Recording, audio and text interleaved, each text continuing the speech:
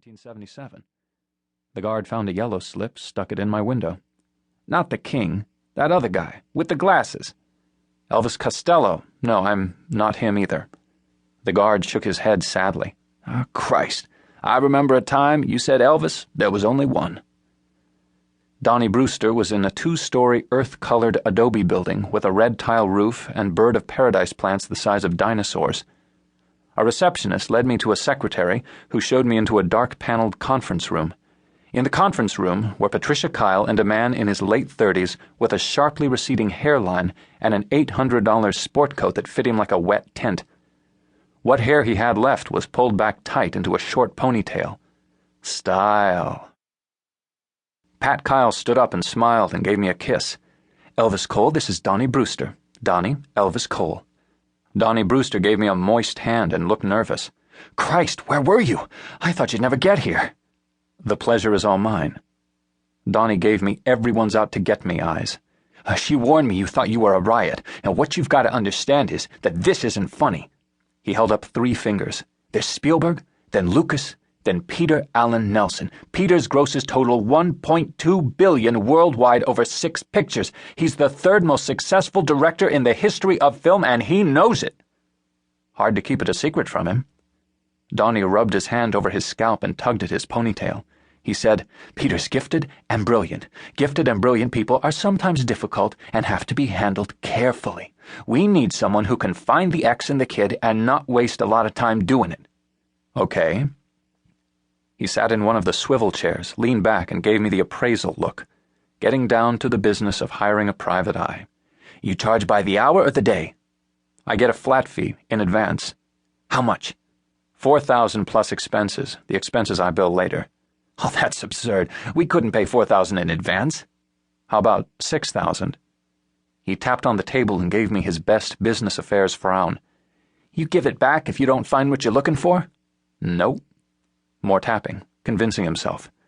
I had our lawyers call around. They said you're pretty good at this sort of thing. How many cases like this have you handled? Maybe 300. Uh-huh. And how many times out of that 300 did you find the person you were looking for? Maybe 298. Donnie looked impressed. Okay, we get you going on this. How long is it going to take to find him? I spread my hands. Well, if she's living in Encino and telling her friends that she used to be married to Peter Alan Nelsen, maybe I find her tomorrow. If she's changed her name 5 times and working as a missionary in the Amazon, it takes longer. Oh, Jesus Christ.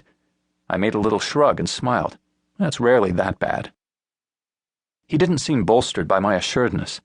He rubbed at his hair again and got up and paced.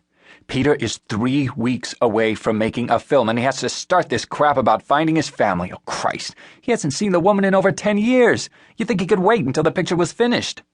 Insensitive of him.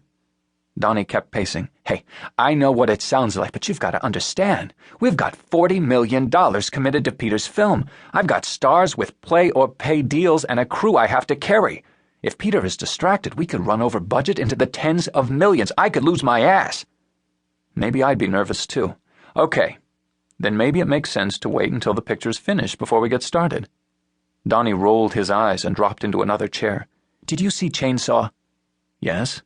Chainsaw was Peter's first picture. He made it for something like $400,000. It grossed $400 million. And overnight, Peter Alan Nelsen went from parking cars to being Hollywood's new wunderkind. Every picture he's made has grossed a fortune. Every studio in town wants Peter Alan Nelsen's next picture. The biggest actors in the business suck around him for a role, and Oscar-winning screenwriters pimp their mothers for a shot at a development deal. You hear what I'm saying? You're saying that Peter gets what Peter wants. Abso-fucking-lutely. Peter wants to find these people, and we want Peter happy, so we're going to hire somebody. I said, make Peter happy. Abso-fucking-lutely.